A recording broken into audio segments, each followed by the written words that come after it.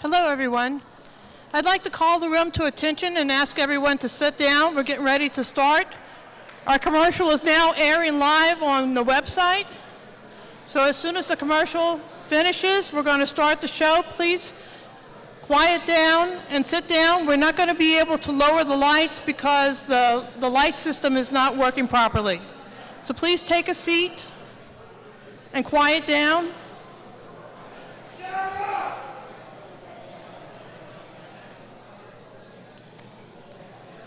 Everyone, please take a seat and quiet down. We're getting ready to go live.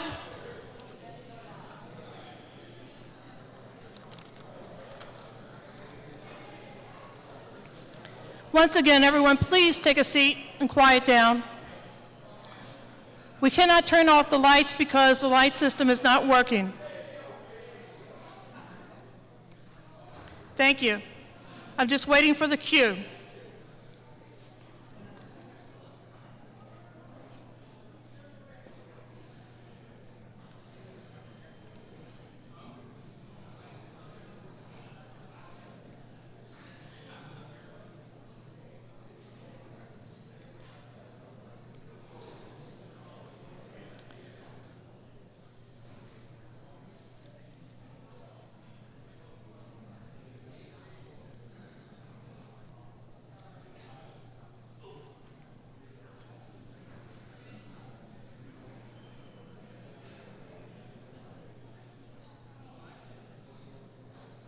Ready?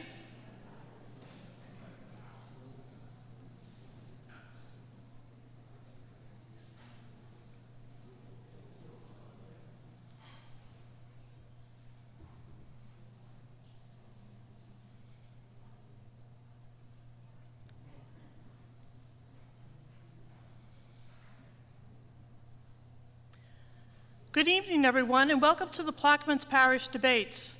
The debates are being streamed live over the website to people at other locations who are watching from home, from smartphones, smart TVs, and also people watching at churches in Venice and I believe somewhere on the East Bank. I appreciate you coming out tonight. It looks like a good crowd, and I think you will enjoy the questions. We received over 100 questions for the debate, and it is very important that you get involved, and I see that everyone was very involved by the quality of the questions that we received this time. My name is Patricia McCarty, and I'm the producer of and volunteer as the producer of the Plaquemines Parish Debates. This show is copyrighted. You just have to get a few rules out the way, and it is live, so by being here, you consent that your image can be shown on TV. We ask that if you are watching the show, if you're a teacher and you watch the show or tape the show, that you not change the show in any way, but it can be used for educational purposes. Also, I'd like to ask that when the candidates come out, you can cheer for them, but after that, after we have started the show, I would appreciate it if you would keep the applause to a minimum so that we can continue to run through as many questions as possible. It's going to be a nice show this evening. On the website, ppdebates.com, you can like us for Facebook or go and take the survey. The survey is going to ask you questions like, who are you voting for the presidential election, for the senatorial election, and who do you think won the debate tonight? I'll post the responses to that tomorrow evening. We can only get 1,000 responses, and you can only vote once. Also, if you would like to see a runoff debate, we have to raise funds to pay for this debate. As you see, we have very high quality video this evening, and there is a donate button if you feel like you could donate $1 and help out if you would like to see a runoff debate. The candidates sponsor themselves otherwise, and in addition to the candidates sponsoring themselves, we have a major sponsor, Mississippi River Bank, this evening. And we would like to thank them for helping us bring this show to you this afternoon. Also, our film crew, which is filming in 4K, the best quality you can film in, is Hullab Film. And I'd appreciate if you would tell them thank you and that you appreciate their work. Thank you. And we'd also like to thank Mr. Dennis Rousselle for allowing us to use the auditorium. We don't have to pay to use the auditorium, and we really appreciate that. Our lineup this afternoon, yes, you can applaud for Mr. Rousselle if you want. Our lineup this afternoon is two senatorial candidates have decided that they would like to come and speak to you. They are sponsoring themselves as well. All of the senatorial candidates have been invited, but they would like these two people, Beryl Billiot and Gary Landrew, would like to talk to you about what they feel they can do for our parish and for the state to help us out in our crisis situation. And then we have Mr. Cormier, who has been working with the debate with me for since 2007, who will introduce the presidential candidates. Mr. Cormier received over 100 questions, and he chooses the questions that you sent in. So that's how the questions come about tonight. And we do that so that there's no impropriety, I should say. But before we move on and I introduce Mr. Cormier, I'd like to ask if we could please have a moment of silence for Mr. Amos Cormier Jr., who passed away. Please silence your cell phones and let's take a moment to think of him and his family.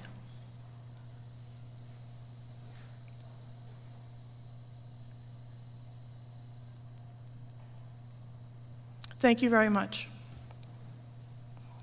Now I'd like to introduce to you Mr. Jeff Cormier. As I said, he has hosted the debates with me since 2007. He is also the host of a radio show called Ringside Politics on 990 AM and a TV show host called Ringside on PBS affiliates. He's not only a host now, though, he's also an author.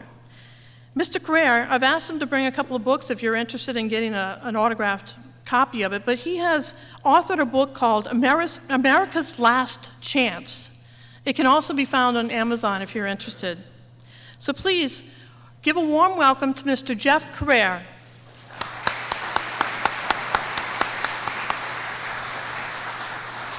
Thank you all for your turnout tonight. It's a pleasure to be back with you, and I love the participation in Plaquemines. It's always very heartwarming to see so many people interested in the elections here. We have very good candidates. I'm excited to talk to them. We had great questions here that I called, and the ones that I think are the most appropriate to really focus on the needs of Plaquemines. So we'll get into that in a second. But very pleased to have two of our Senate candidates here, because as you know, ladies and gentlemen, we have 24 Senate candidates running in this election. It's the craziest election we've ever had for U.S. Senate.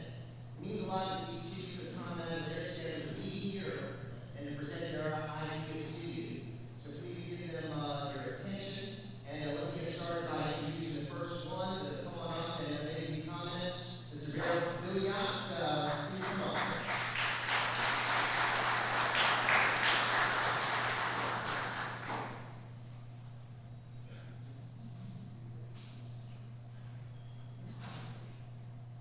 Now each candidate will have up to 6 minutes to speak. Thank you, Jeff. First off, I'd like to ask a question to all of you here tonight. How many of you are tired of the way things have been going the past 20 years? How many of you are ready for real change and real leadership? You know, we keep doing the same thing over and over, expecting different results. That's called insanity. Well, let me tell you, my name is Beryl Billiot. I'm a lifetime Louisiana resident. I'm a Native American. I'm a Marine Corps veteran. But most of all, I'm a proud husband, father, and citizen of the great state of Louisiana. I've got the opportunity to travel around the world with work in the Marine Corps. I've got to visit and understand different types of government all over the world. And no matter how bad we think we have it, we still got it better than most. And we need to make sure we hold on to that dream. We need to hold on to the realities that we have. We need to put real leadership in places of responsibility that have your best interests at heart. And I don't think over the past 20 years that some of these people that we put in office are worried about your intentions or your vision. They're worried about personal gain. Now, I'm seeking your support to serve you. And I say serve because government's supposed to be a position of service, not a position of power. But that has taken a drastic change. More people are worried about their next political endeavor, more so than making sure that the policies that are passed, the things that are done, are in the best interest of the people of our great nation. As your senator, I vow to fight for heightened national security by strengthening our military and securing our borders. Now, I know that America was founded on immigrants, and we need to continue the immigration of good, educated, hardworking people into our nation. We need to make sure that these people coming into our country will be viable citizens and will help be productive in our nation. We need skills of all kind that we lack, and we need to make sure that these people have an opportunity. But we have a policy and a principle to bring people into America.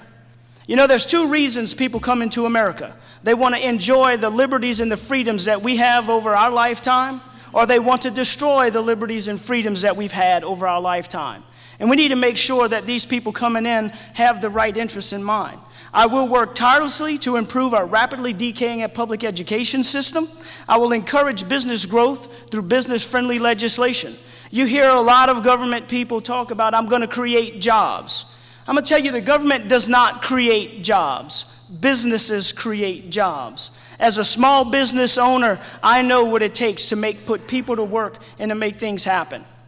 We must, and I say we must, educate our kids, build a fine workforce, because we can't attract business to the state of Louisiana if we don't have jobs to put them in. We need to mitigate the rampant abuse of our national welfare system. We have one of the most giving systems in the world, and people take advantage of it. Those that need it can't get it, and some that are on it will stay on it forever. We must, as leaders throughout our communities, we must encourage self-sufficiency. We must take responsibility and must be accountable. We must be the voice of reason and put common sense back in our government. We must put discipline back in the classrooms and put God in the midst of our lives. We must forget political correctness and focus on the truth. I will work vigorously to bring business, but again, we must make sure that we have qualified workforce, that we have low crime rates. You know, we must build a smaller, more efficient government that encourages business growth, but also holds those businesses accountable for the commitments that they make. We must prioritize our spending in Washington. The U.S. does not have a money problem. We have a spending problem. We hear that all the time, but I have an answer to this problem. We need to handle this like we do at home. If we got $50, we can't spend $100. We need to pay the things that are important first. We need to make sure education, law enforcement, health care, veteran support is all covered before we worry about a bee study or a grass study. Let's put what's important first and put the unimportant stuff at the bottom, and only do it when the ship is on dry land. Ladies and gentlemen, right now we're floating down the river with a hole in the bottom of our boat, and we're more worried about the color of the paint than we are about the hole sinking us to the bottom of the river. It's time to refocus our priorities. I'm running a true grassroots campaign. I'm not taking any donations from the big companies or special interests, because I want to represent you, the people. Because I am one of you. I grew up in Lafitte, Louisiana, on the back of a shrimp boat shoveling shrimp and fish. And I'm the product of the American dream. Because I rose up from that. I'm not saying that that's a bad way to live. My family still does it. But you can be born poor, and you can end up rich and well-to-do in America. That's the only country that will allow you to do that. We have the rights and freedoms we need to fight for to make sure. But to revive America to its former glory is going to take all of us working together to reach that goal. We must stand up and fight for what is ours. It is not just time to do something different, ladies and gentlemen. It is time to do something better. So I'm asking you to allow me to serve as your next senator in Washington. Ladies and gentlemen, I'm Beryl Billiot. I'm number 1 on the ballot, and I hope I'm number 1 in your heart. Thank you. Thank you.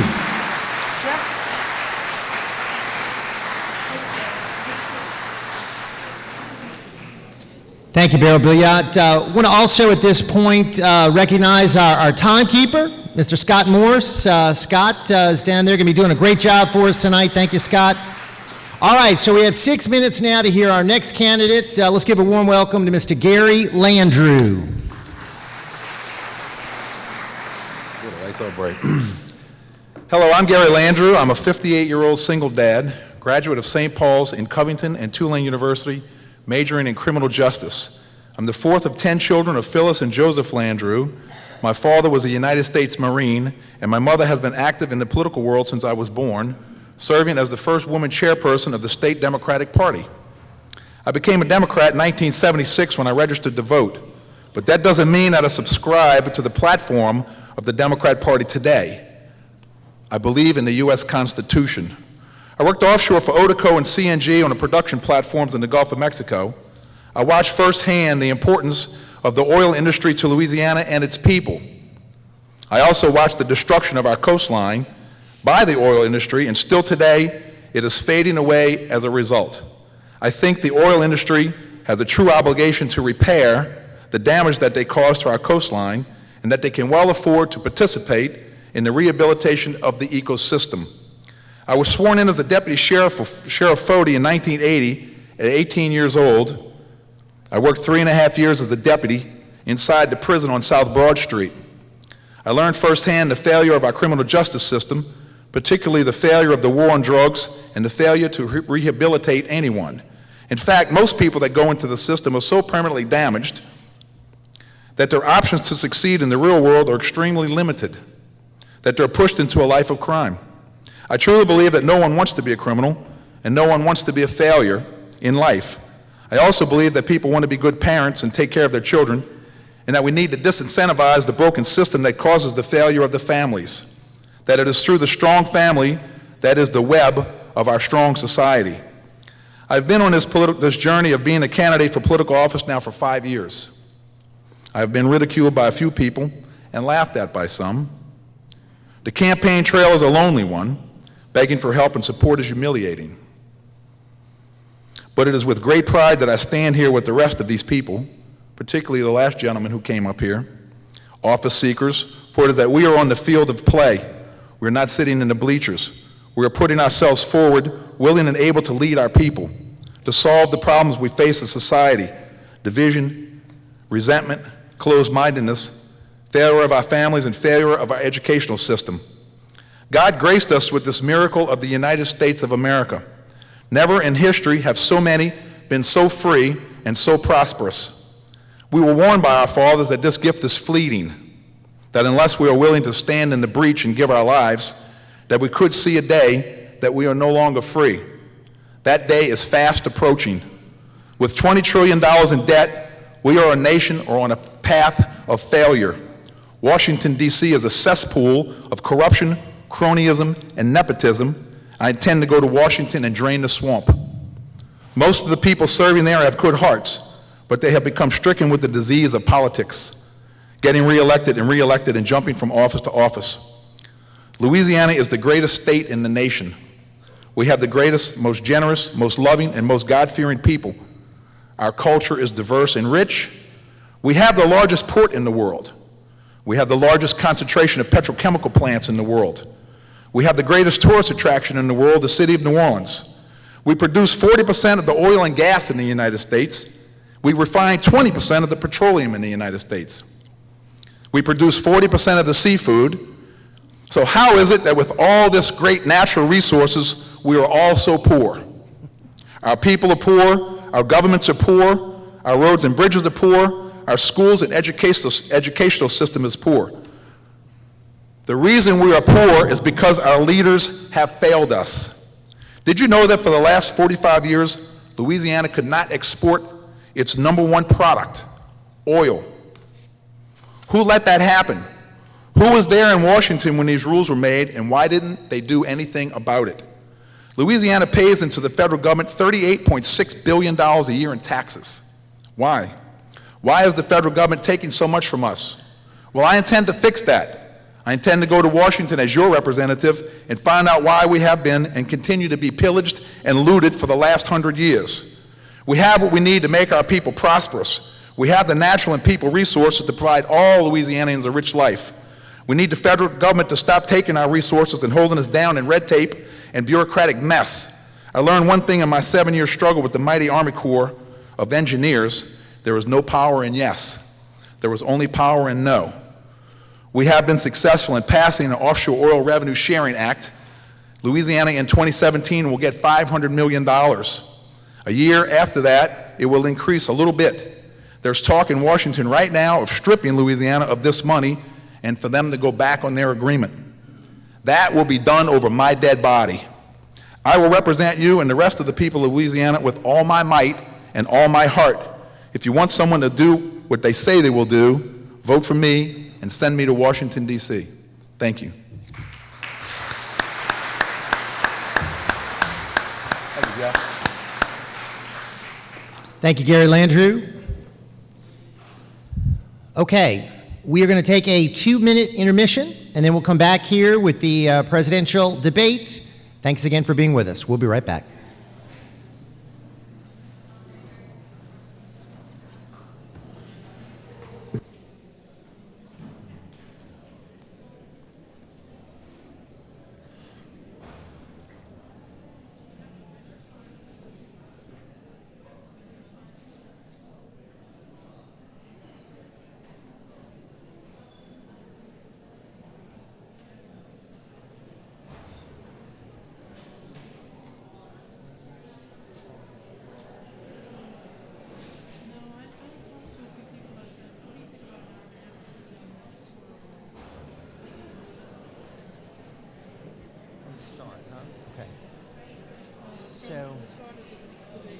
So we'll be starting close to 7, so that means we conclude close to 9.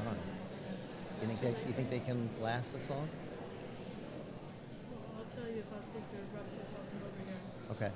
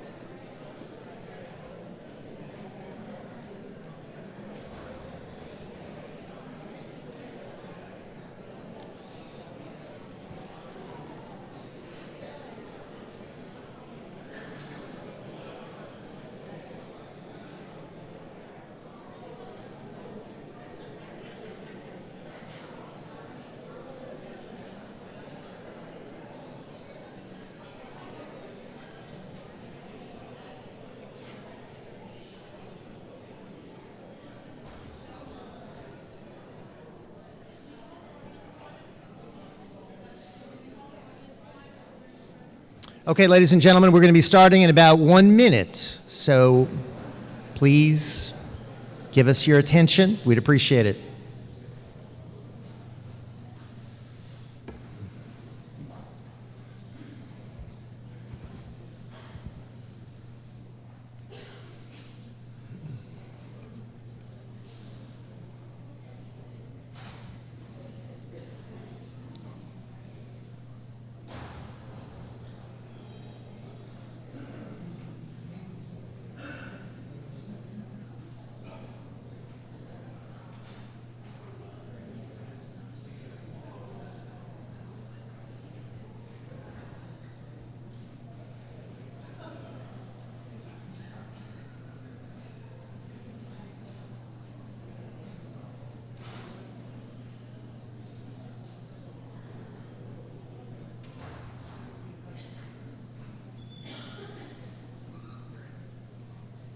Good evening, ladies and gentlemen. I'm Jeff Cruere, and welcome to our debate this evening. Among the 5 candidates that are here for the important position of Plaquemines Parish President, I think we're going to get a lot of great issues on the table that's going to be discussed.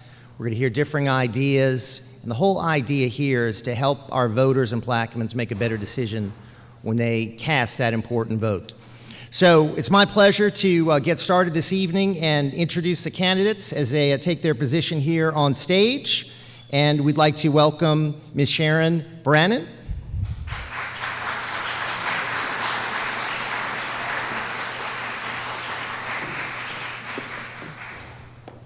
Mr. Amos Cormier III.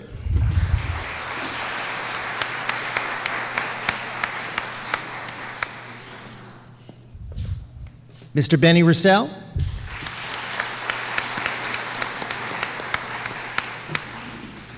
Mr. Kirk Lepine.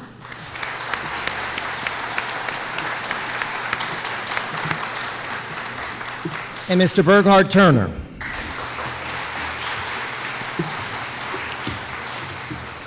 So as was determined by a little lottery before the debate this evening, we're going to start now with the introductions in this order, and we'll begin with Mr. Cormier. Thank you, Mr. Correa, and thank you, Patty, for putting on this event. Thank all of you for showing up tonight. And also thank you for the moment of silence before we began on behalf of my father. On behalf of my family, I thank you. There are 3 reasons why I'm the best candidate to finish up my father's 2-year term: education, qualifications, and values. Education. I graduated from Buras High School. After graduation, I went to Europe, studied for several years, learned some languages, and did some biblical studies.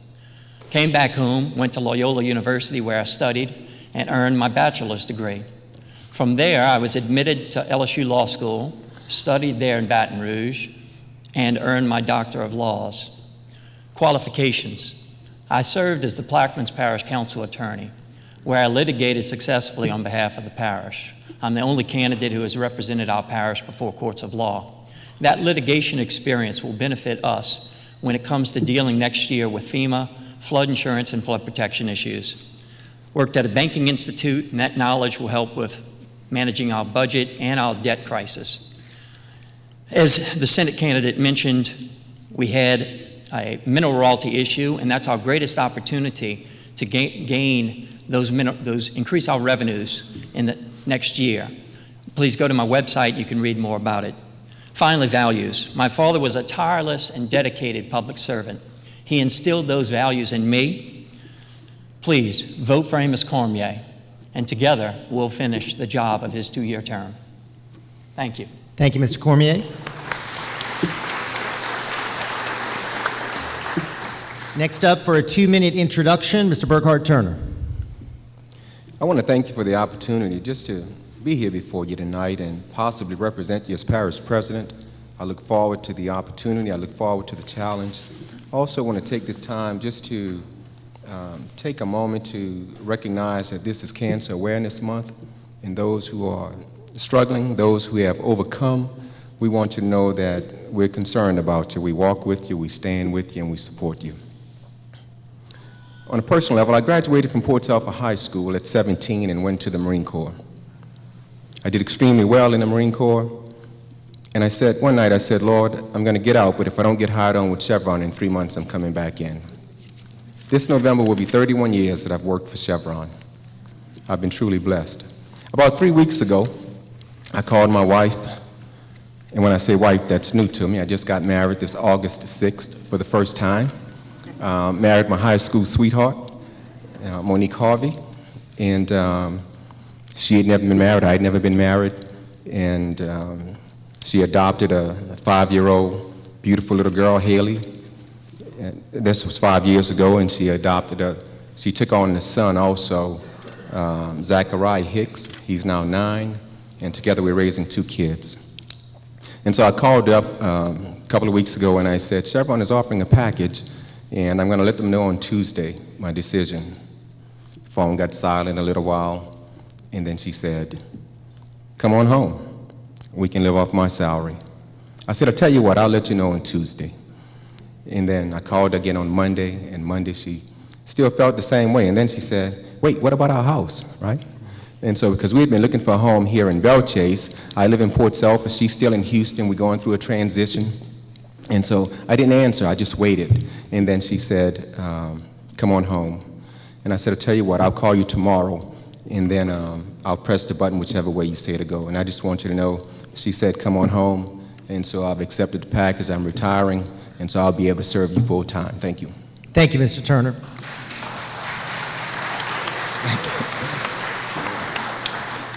Next up for introductory comments, Mr. Benny Rousselle. Thank you. Good evening. I'm Benny Rousselle.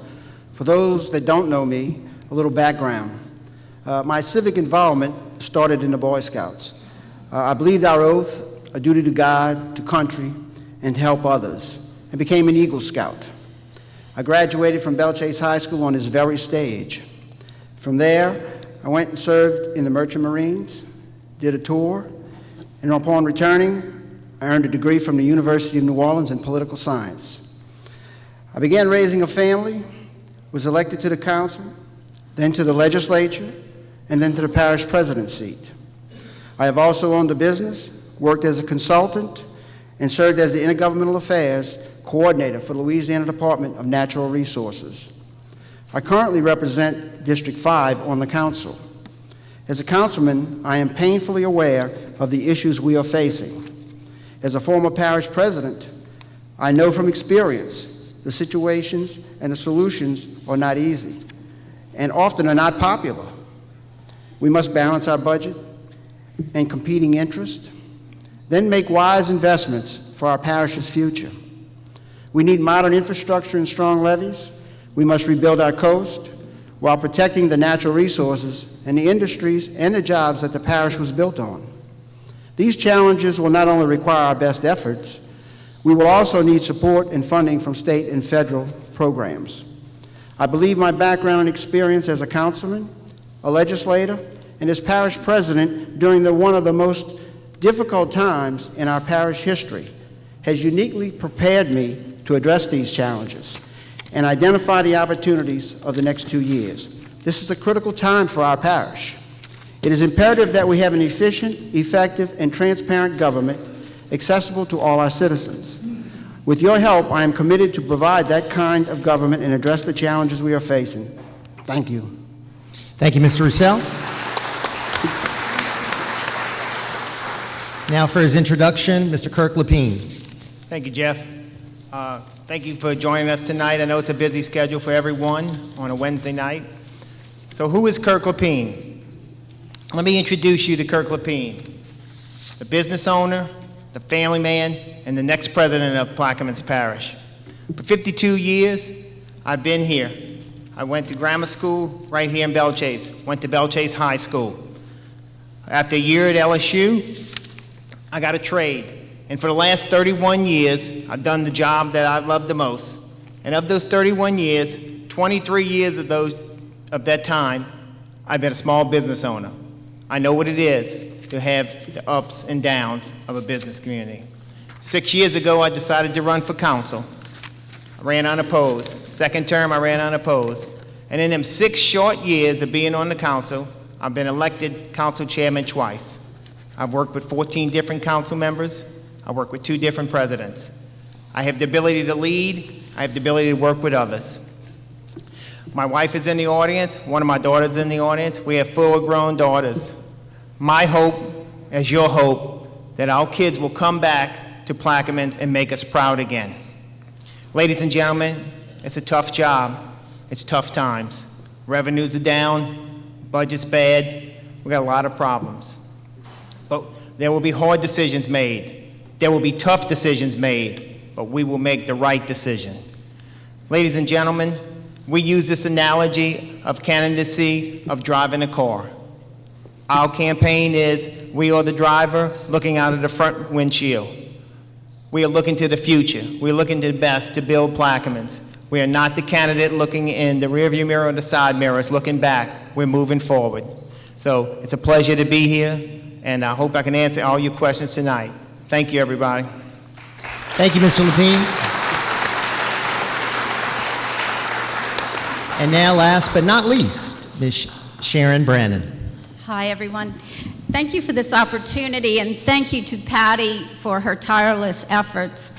If you would have told me 6 months ago that I would be on this stage tonight, I would have told you were crazy. I had other things that I wanted to do.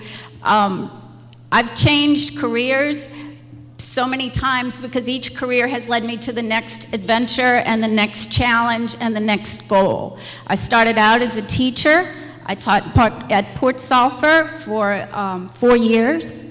2 years when Doug and I moved our family of one. At that point, Nicholas was 9 months old, to Port Sulphur. I taught junior high math, and we were both teachers, and we made it work.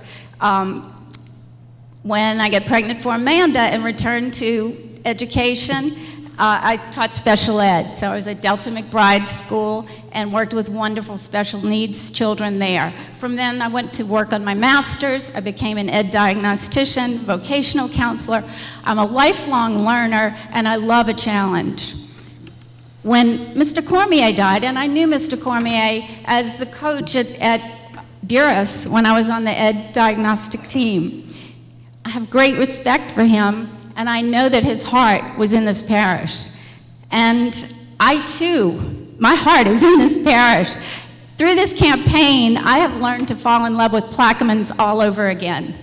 Plaquemines means persimmon. Did you know that? I ate a persimmon for the first time this week, and I love it. It's delicious. I had the opportunity to go on a boat ride to Fort St. Philip in the last couple of weeks. I'd never done that before. Our parish is amazing. Our people are amazing. And we're in crisis. We need someone that can make changes. This position only has 2 years to do it. Okay. Okay, thank you, Ms. Branan. Thank you very much. Okay, so we're going to start with our first question, and we have a special order for this first question, and then we're going to take off from there in the order that I select. So, Ms. Branan, you're going to be first up for this first question. A lot of the questions submitted by the residents involved economic issues, and I thought this would be a good first question to start for, and this is for all the candidates. You have 1 minute to address this. What specific plans do you have to diversify the parish tax base? And Ms. Branan, why don't you start? I want to make it easier for businesses to come into the parish.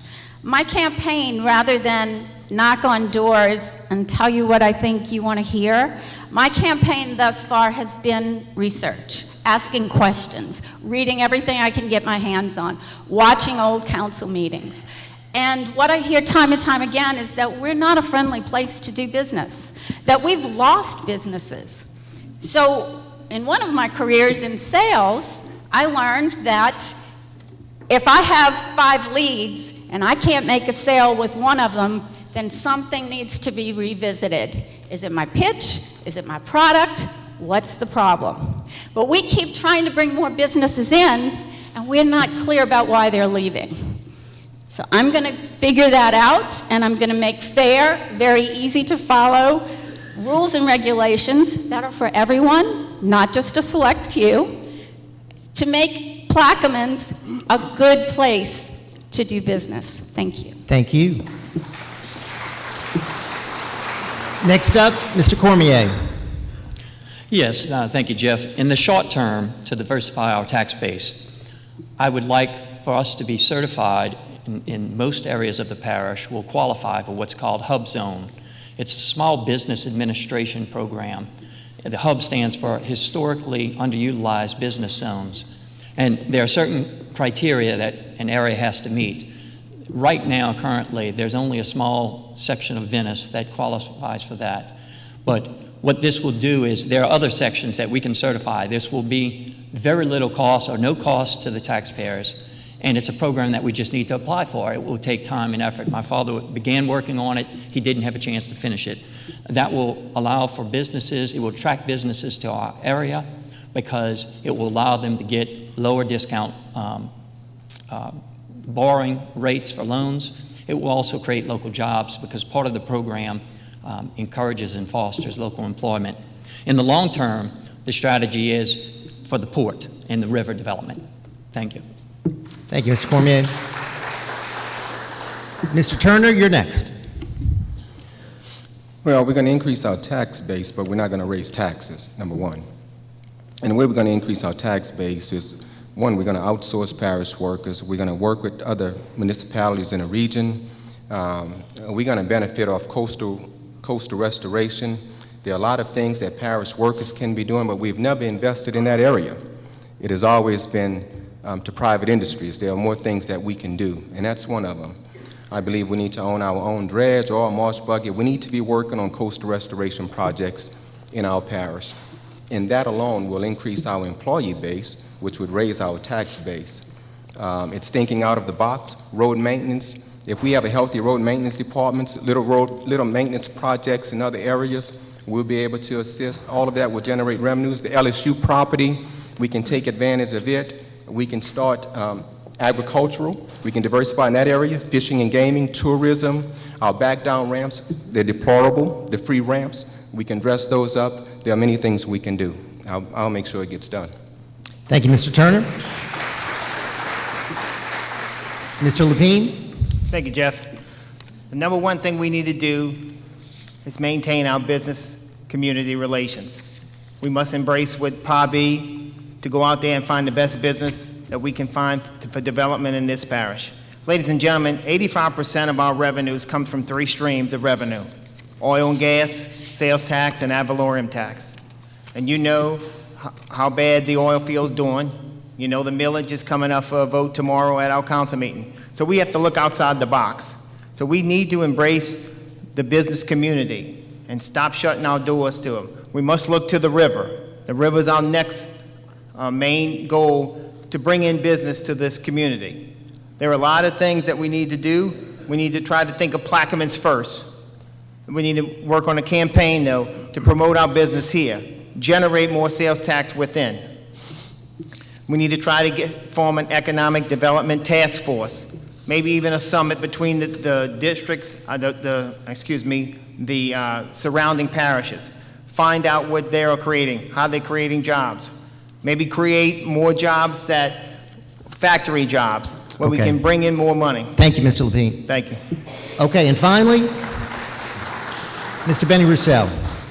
Thank you for that question. First of all, we have to realize where we are today. And where we are today, we are in a crisis with our millage situation. The reason that we lost $100 million off of our tax roll this past year is because we went up on a millage that you did not vote on. 3 mills were put on your tax bill, and the people that own these barge companies picked up and went to Point Coupee Parish because they had a lower tax rate. Now, when you get your bill in a few weeks, you're going to be wondering what happened. And the key to that is that you have to maintain a good financial position, spend your money wisely, and keep the tax base low. That's what draws industry and businesses to this community. And that's why we have had a $1 billion tax roll over the last several years, because we have done that. Now, to move forward, we have entered into an agreement with VG LNG, which is a liquefied natural gas facility, to lease property from the port. Now, what that will do is, if we can get them on the tax rolls, put $1 billion or so. Thank you. All right. Thank you. All right, this next question will start with Mr. Cormier. As was discussed earlier, with such a big portion of the parish budget based on the oil field, what will you do to revitalize this dying industry? Well, thank you for that question, Jeff. First of all, I authored the paper on our mineral royalties in the Gulf. As the Senate candidate who spoke just before we came up here mentioned, we have an opportunity, according to the legislation, to obtain mineral royalties. In the short term, as has been stated, we're going through a difficult time with oil prices. That's out of our control. Just recently, the OPEC voted to decrease the supply of oil on international markets. That will have the effect of raising up some of the oil prices, which is good for us because we're so dependent on the mineral royalties from 3 miles and in. But we need to focus on the mineral royalties 3 miles and out. That's where the big money is. That's where we need to be treated fairly. And I've worked in D.C., and I've already been qualified once before to testify on behalf of the parish before legislatures, and I can do it again. I know the history of this, and when you compare what we receive vis-a-vis the western states, we have been disparately treated. Thank you. Thank you. Mr. Rousselle? Could you repeat the question? The question was, with such a big portion of the parish budget based on the oil field, what will you do as parish president to revitalize this dying industry? First of all, we have to be more friendly to the industry. I know that there's litigation out there and there are issues that are brewing around. However, they didn't leave here because of the litigation. They left here because of low oil prices. That's part of the economics of the business. They relocated to other areas, and what we have to do is we have to be attractive on rental rates when they are locating in the Venice Jump area. We have to be attractive with tax rates, as I mentioned earlier, because if not, they're not going to come back. And to see what the future holds for oil and gas, that's why we move it into the LNG facility and trying to diversify our economy in the oil and gas industry, because we have plenty of natural gas here. And with this facility coming along, it'll allow us to increase our production. The leases that we have, we rely on about 50% of our budget for oil and gas off of parish and state leases. So we have to diversify in other ways away from that if we're going to continue to survive on the budget that we have. Thank you. Mr. Lepine? Thank you, Jeff. Number one, the priority of my administration will be revitalizing Venice. It's not too little, it's not too late. We've got to be able to find a way to bring jobs and bring Venice back, to bring the oil back. A good way would be dredging South Pass, getting big ships back in here. The Eastern Gulf is the new mecca of the oil industry. We've got to find a way to get those ships here, get them loaded, and get more production out of the oil company. If that will happen, we can move our oil a little bit better. We got, in 2014, when we budgeted oil, it was $104 a barrel. We just budgeted for the 2016 budget, it was $38.10. So we've got to find a way to produce and market the oil, and even dredging Baptiste Colette will give us a big benefit. Thank you, Jim. Thank you. Mr. Turner?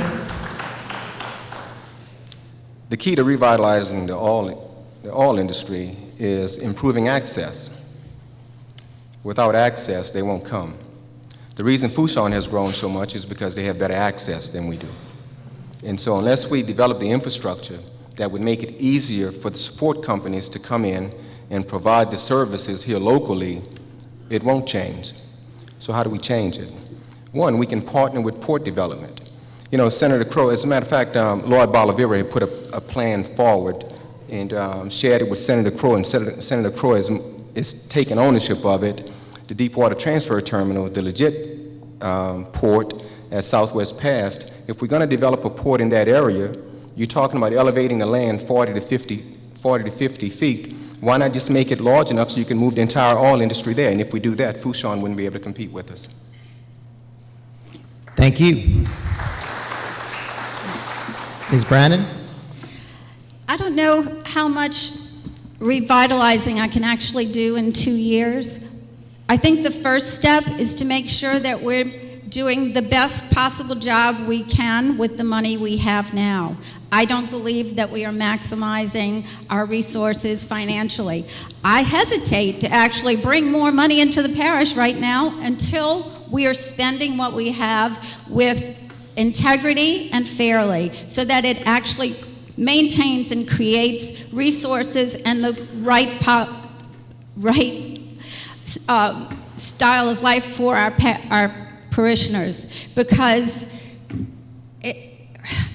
I see people making money hand over fist on all of these endeavors, but we're not getting drainage. We're not getting mosquito sprayed. You know, I live outside of the wall, a quarter of a mile outside of the levee protection system, and I can't sell my house if I wanted to.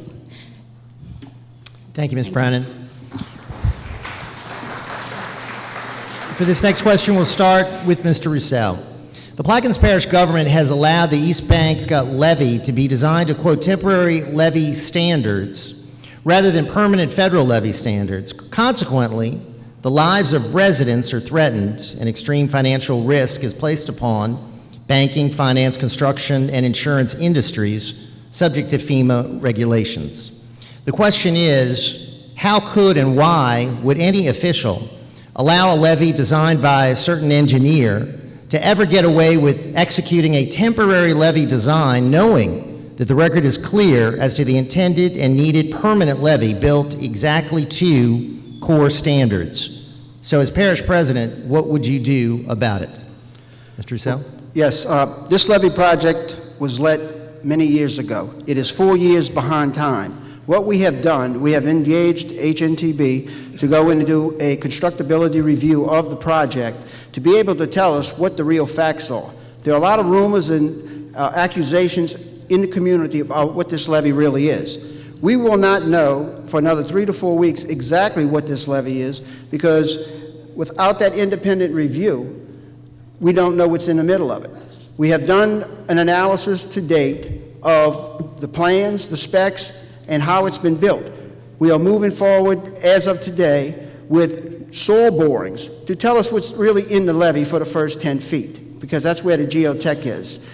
If we can put this to rest and understand what's there, we will be able to make a decision whether or not we have a good levee or a bad levee. Because right now we have another $20 million section B and C in the middle that is being constructed by the same contractor. Thank you, Mr. Rousselle. Mr. Lepine? Thank you, Jeff.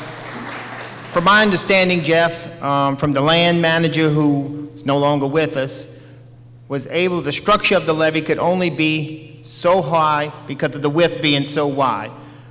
The structure could not be reinforced of the elevation because of the width. Now, in my administration, we will have the best land manager. We will give the East Bank people the best protection that we can afford, what they deserve, and what we can move on.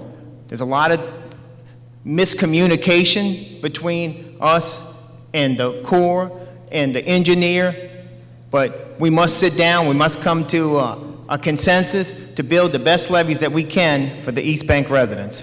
Thank you. Thank you. Mr. Turner? Okay, excuse me. That frustrates me that we would allow contractors to come in and build a substandard levee. The problem we have is that, and that we've had in the past, is that the parish president was more concerned about contractors because contractors make campaign contributions as opposed to being concerned about the people. Had he been concerned about the people, there is no way that he would approve the contract knowing that the standards didn't meet the federal guidelines. But when you do a temporary Band-Aid, right, you know you have to come back and therefore the money gets circulated more and more and more. The problem is we haven't put the people first, we haven't demanded that they got the best, and we've allowed temporary services to take place so that contractors would continue to get paid. It's happening over and over. In my administration, no way, not happening. Not happening. Thank you, Mr. Turner. Ms. Branan? I hate to keep going back to being a teacher, but you know, it's in my blood. The first parent conference meeting each year, I would visit with my parents and say, we'll make a deal. We're going to keep the lines of communication open.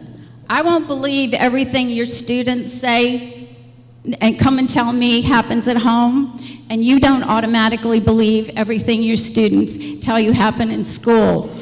If you have an issue, pick up the phone and call me. And that's what we're not doing. We're not communicating. I've been out there asking questions and more questions, and instead of answers, I just keep having more questions. And one of the things I found out was the money that's used on these levies, I could be mistaken, was originally slated for a library in Port Sulphur. But because then we needed to make someone else happy, we moved that. Could be rumors. Thanks, Ms. Branan. Mr. Cormier? Yes. First of all, let me clarify. The contract on the East Bank that Mr. Turner referred to was approved before my father's administration. Second of all, let me make this clear that the goal is to federalize our levies, both on the East Bank and also in South Plaquemines. Now, the problem has been is that the Corps has never agreed to that because of revenue issues. And that's why I keep coming back to it. If we don't have the money, we won't be able to do it. And that's the key to these mineral royalties. One of the things that we can use the mineral royalties for is flood protection. Thank you, sir. All right, Mr. Lepine, we'll start with you for this question. 1 minute for everyone. Do you support the lawsuit against the oil companies for the damages they caused in the whole parish, East and West Bank? Jeff, in the first time that the lawsuit came up, and my counterparts from the lower end came to me and asked me to support this, and I did. I stood with them. They asked me, they had concerns of the damage that's caused on the coast. Henceforward, the new council came in, asked me to sit with some of the constituents down the road. And when I did, I sat and I listened to them. And when I listened to them, they told me of the heartache, of the oil crunch, of the jobs lost, of the people hurt. So I sat with the lower end. I hate to use that word, but I sat with my lower end friends, and they educated me on how much it would affect their lifestyle. So on the second time around, I voted to cancel the lawsuit, and I stand by with my lower end friends. Thank you. Thank you. Mr. Turner? As parish president, it would be a new day, new leadership, new ball game. They would have to come to the table. If they're not willing to come to the table, we sue. If they come to the table, we negotiate, and we create a win-win. We see what's legitimate as far as damages and what's just natural erosion.